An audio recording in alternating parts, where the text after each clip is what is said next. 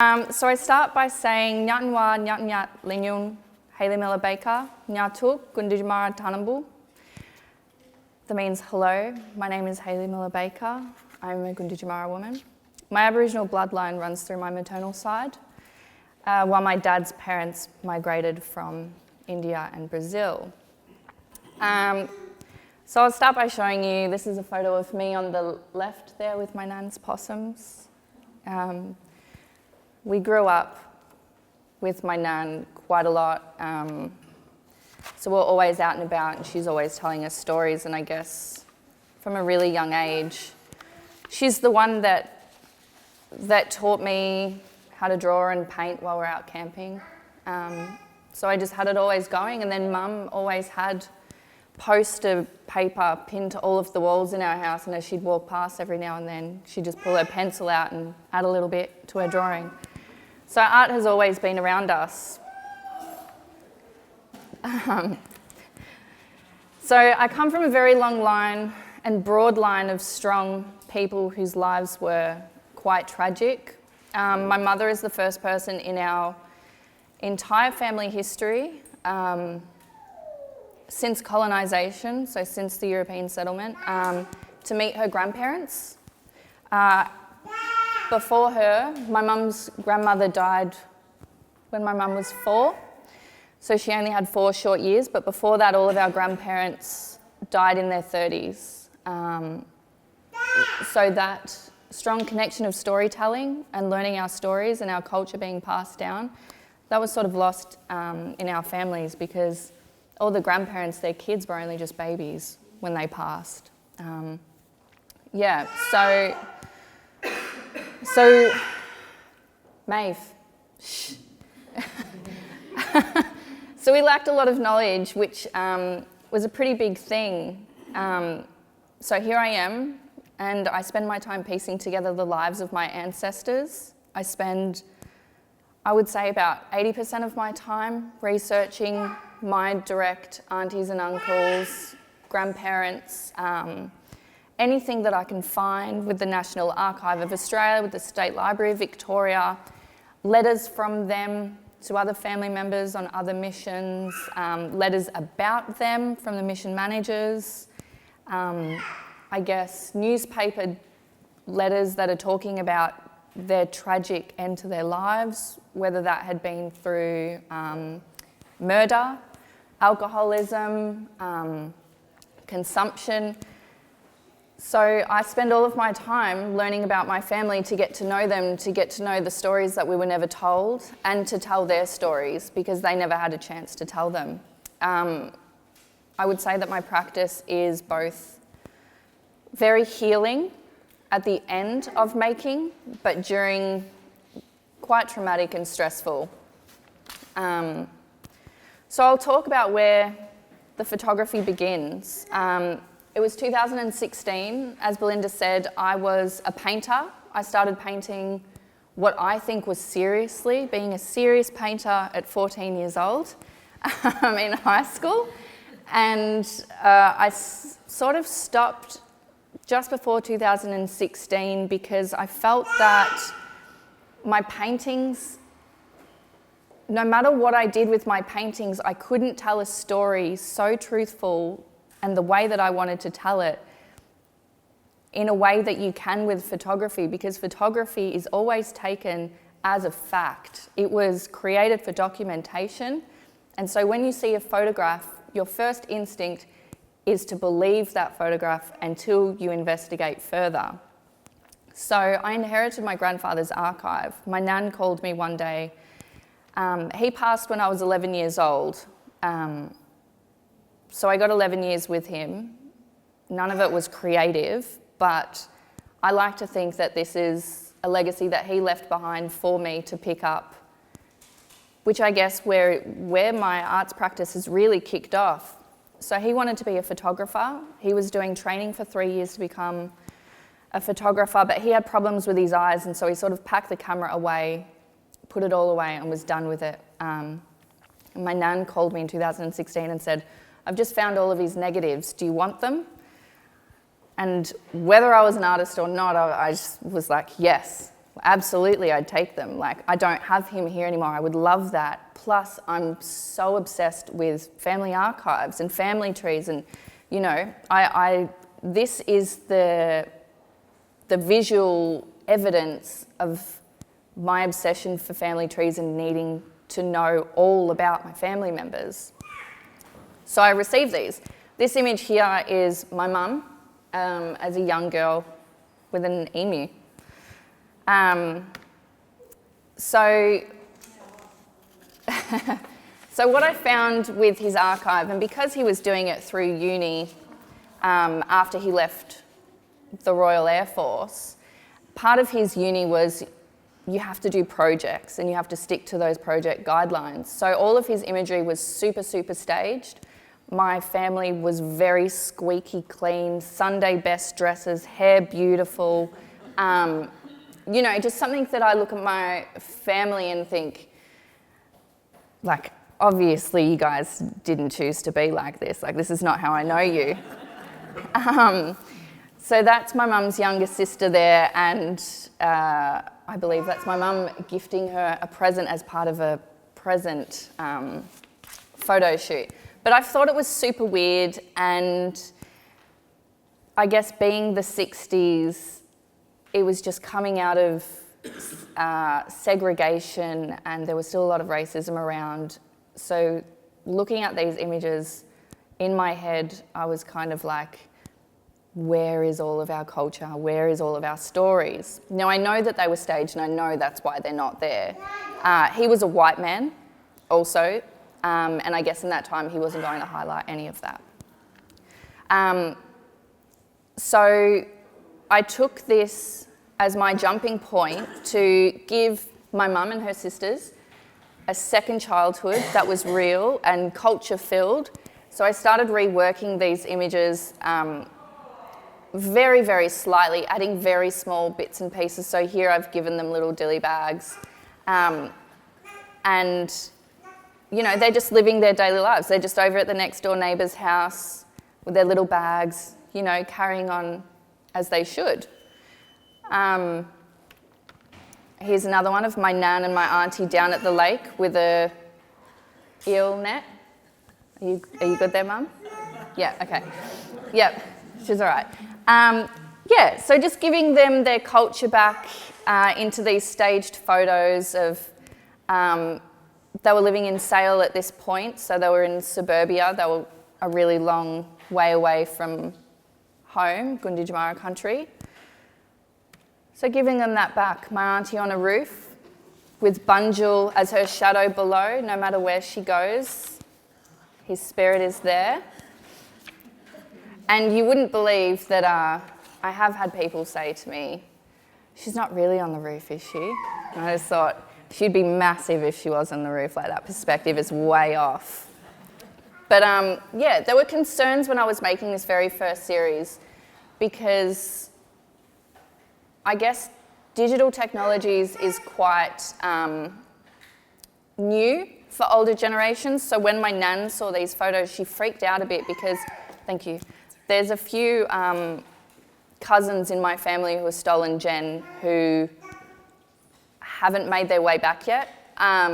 So she thought that if these ever go online or anything and they've figured out, you know, they've found me and looked for it, that they would think that this is, you know, this is their lives and they've totally missed out on all of their culture. And yeah, so I guess having to explain the processes to my nan that it's okay, that people will see these pictures and understand that they're not real, and that's also why I don't make them flawlessly.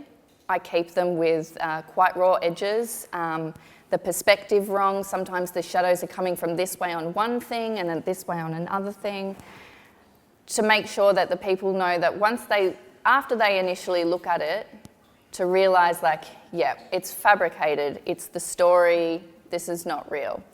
So that's something that I work through with my nan, and that I continue to do every time I make new work, to make sure that it's okay with her, that I'm saying the right thing, that I'm not offending my elders. So that was the first series that I did, and that was just working with my grandfather's photographs. From there, I got really deep in the making of my work. So what I did was I started to combine his photography with my experiences, because I like to keep that intergenerational link of what my grandmother experienced, her grandmothers, what I experience, what my baby will experience, because I think that time is just on a continuous loop, and everything that they experience goes through to the next generation. And it's, if you think about it, I guess it is that inherited trauma, but it's the inherited experiences that make us live our lives a particular way. What they experience, they might have kept from the next generation, and that next generation might have tried to bring that back. And so I like to honour that in my work. So I started going out and photographing bits and pieces of everything. So I was telling, rather than, my work is very symbolic, but rather than making it super symbolic by using somebody else's images, I wanted to have the real images from current times in there now. My auntie Thelma was one of the last families to live on the mission before it closed down. So there's quite a few generations in there. So the way that my process works is I go and I photograph individual images from every side all the way around, because I never know which side that I'll want to use. This is Lake Honda. Yeah, I go out and I photograph everything. This is me looking less than impressed last year in a very, very, very cold Conda. Really freezing. And I take, in my hand there, I've got my film camera. In my pocket, you can see my phone. And then on my other arm, which you can't see, which is slung to the back of me, I have my digital camera. So I preferably like to shoot on film, because that copies the way that my grandfather shot, and I like to keep that consistency, but you cannot always depend on film photography. And country for me is a 5-hour drive, which is not something, once I develop my film, I can be like, dang, I wish I made that a little bit brighter, I better head down and take that shot again. So I've got to make sure that I've got 50 different avenues that I can go down where at least one of them is going to be okay. So I shoot all of my landscape that way. I go and shoot trees and rocks and flowers, rivers, all sorts that way, all of the architecture. And then I get a really fun part where I feel like I don't really need to go to the animal sanctuaries anymore, but I like to do it still because I have so many of the photos of everything. But I go and photograph animals to be my subjects and my characters. So I'll go, this one here is at the Halls Gap Zoo at the bottom of the Grampians. And I just shoot animals all the time. Not shoot them, sorry, photograph them, sorry. And yes, so then I go home, and with all those photos, this is what I do. I cut them out very basically, quite a raw edge. I turn them black and white. I don't edit them further than that. And then they get put into an archive that I've been building. So here's the house on the mission of what that looks like cut out. So then they go into an archive. This was the start of what my archive looked like way back when I first started in 2016. So they almost become like stickers. Now it's a lot more organised. I save it into different things like animal, birds, houses, cultural objects, things like that. And I like to recycle my images because I just think that, you know, what everyone says, a picture can say 1,000 words, and I'm using very individual images. The way that I use them, the way that I place them, the different scenarios I put them in, it tells a whole new story. So, you know, I don't need 50 photos of one koala bear climbing a certain way, you know? I can reuse those images, and I also like limiting myself because it forces me to build a really strong narrative to make sure that that narrative carries over into the visual. Yeah, so from there, I'll just show you a couple of little steps. These are screenshots along the way of building, and this is from my series called Tomorrow, which is about the intergenerational experiences of Gunditjmara country through my great-grandmother, my nan, and me. So I think that I've put it in maybe about, there's close to 500 layers in this work in total in the finish. So I couldn't tell you how, I'll just show you along. So I start off with a sky. I always start with a sky. And then I sort of start to build up a little bit of background mess. So here I've added in, I don't know, maybe that's about 6 or 7 layers that I've just added in there. And then I start to set my scene with the stronger images. This image here was a photograph that my grandfather took, so I'm still connecting to my nan that way through his photography. I've put the mission in there. The Grampians are in there because my clan was quite close to the Grampians. And I also had an uncle go walkabout up there and be murdered, and his body was never found. And I found that throughout my entire life, the Grampians and around that area is just a place that my family have always gone to relax and have time off, and I still do that as an adult. If I ever go away, that's kind of the place that I'm drawn to, my connection to there. So from there, I add in all of my characters. So there's none there, and then a billion. So my mum's up the top there, you can't really see it, but there's, in little bits and pieces of the image, there's different things going on. There's a kangaroo family in there doing their own thing, and koalas and emus and bunjils up there flying, and wah. But yeah, this series of works is very much about how I exist among my grandmothers, my grandfathers, my ancestors, and how my experiences are today on country versus what theirs were like when they were there, from, I guess, the period that they were taken from the bush and then put into the mission, and then being sent off the mission to do the domestic duties, to then coming back home, being told that they could come back home but weren't allowed back onto the mission and sort of had to struggle for themselves, being too black to be in community, but now they had been, I guess, whitenised by domestic duties that they were no longer Aboriginal enough to go back onto the mission. Yeah, so a mixture of all of that, but ultimately these works were about how we've had to evolve to continue to survive. So I'll move on. With all that being said, and I guess now that you know my processes and the way that I work, I'll talk about this series that Sam acquired. One of them is over there. But this series of work came about because I have a friend named James Tyler, who is also a photographic artist. He is a Ghana man from South Australia, but his father owns quite a big property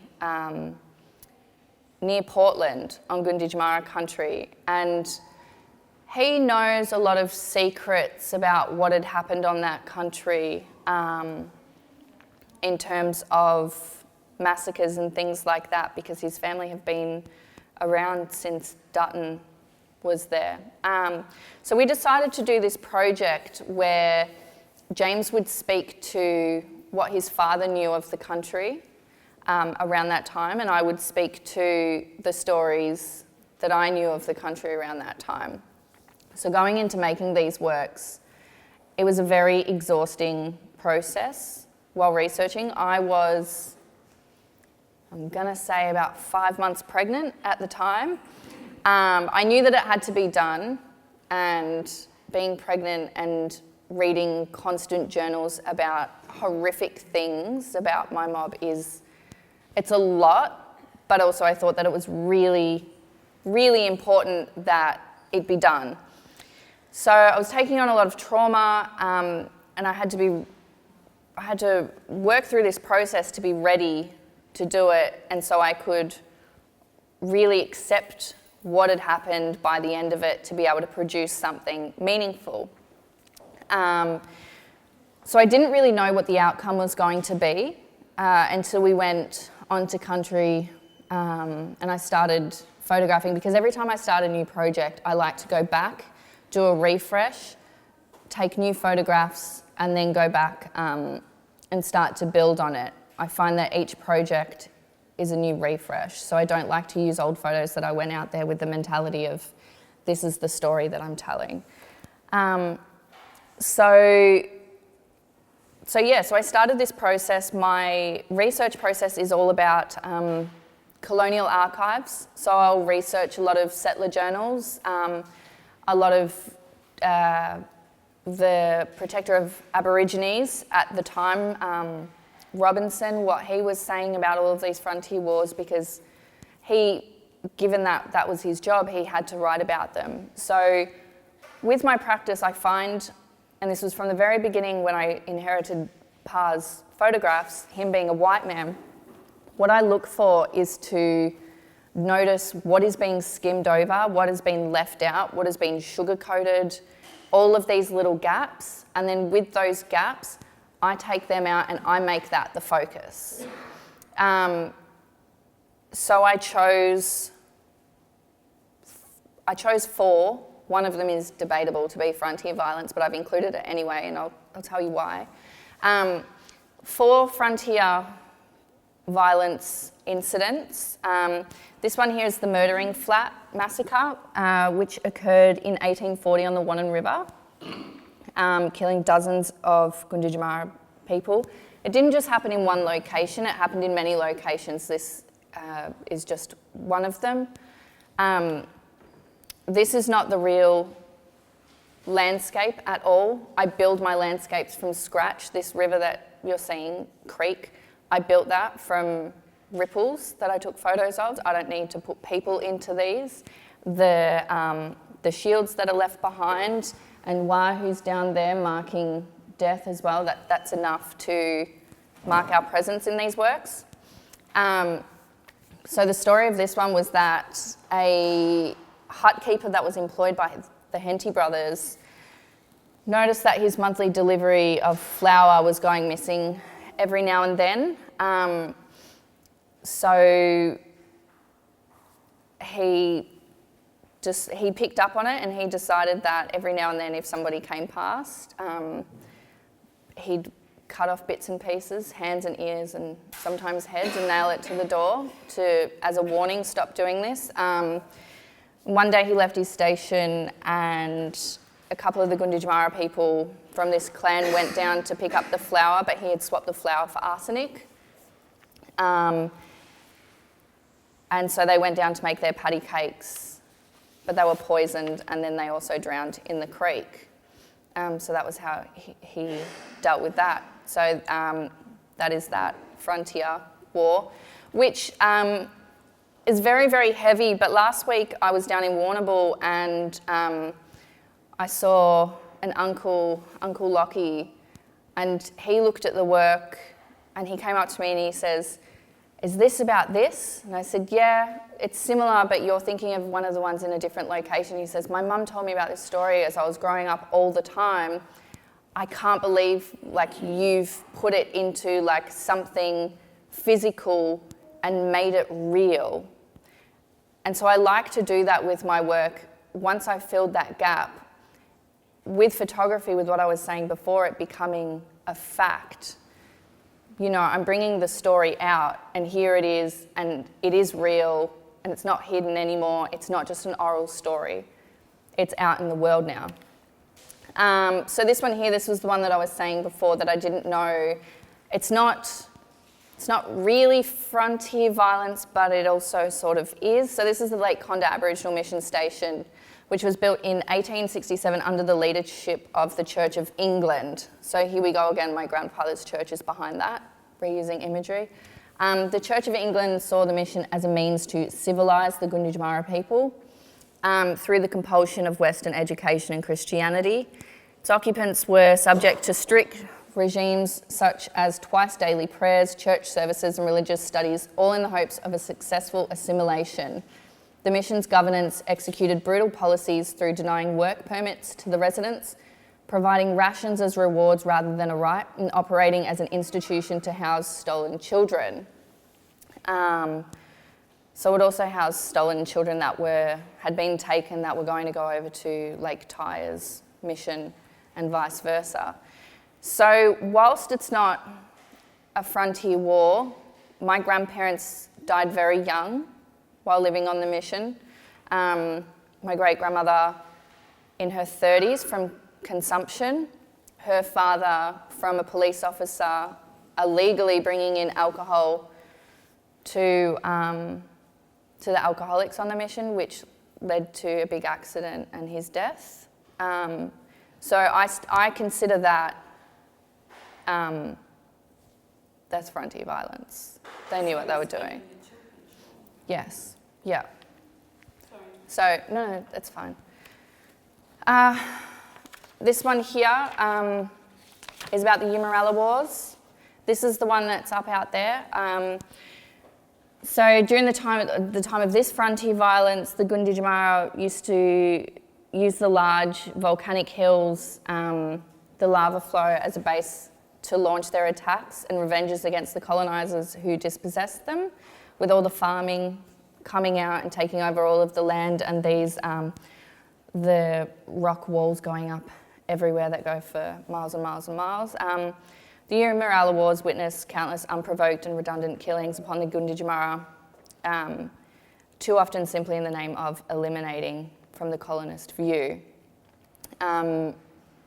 We used to steal their sheep and take them over the rocky terrain so they couldn't chase us, and that was how we got a meal, because as the farming went up, the food resources went further and further and further back, and that was another reason why we went on to the mission too, because food was promised because of all of this was happening.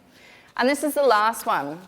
This is the Convincing Ground Massacre, which I would say is the most known frontier violence. It's the most written about. I heard that there's some theorists in England that think this is just a big lie, and it was just all made up. It's a conspiracy, they say, which is quite funny.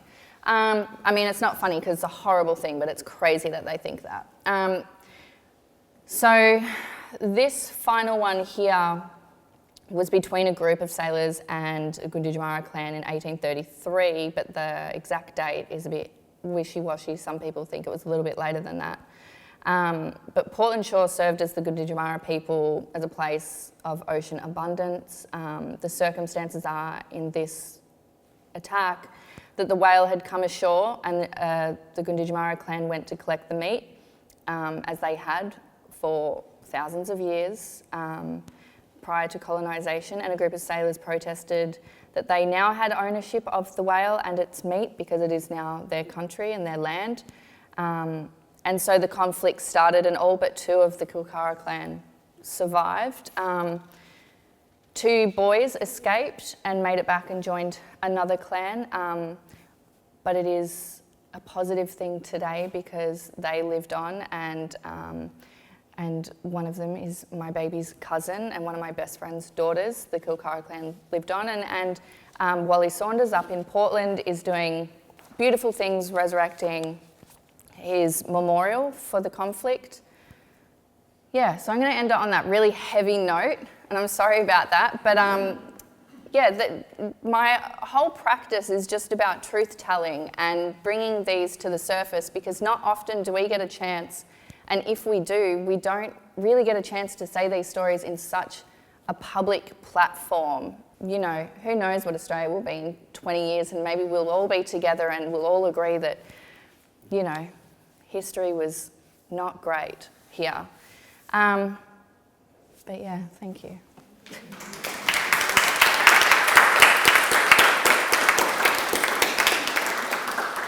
The start of this year, I decided, because these are prints are editioned, and I keep mine at quite a low edition. There's between 5 and 7, which means that once they're gone, that's all there is.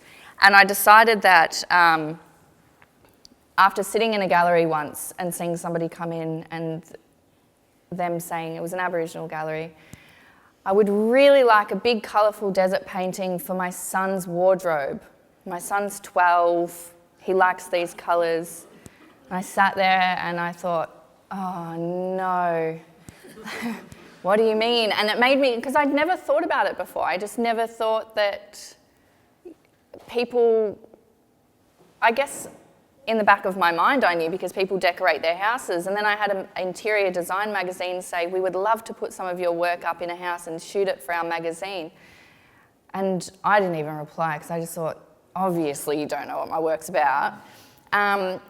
So from the start of this year, I decided that I would not be selling to individuals anymore.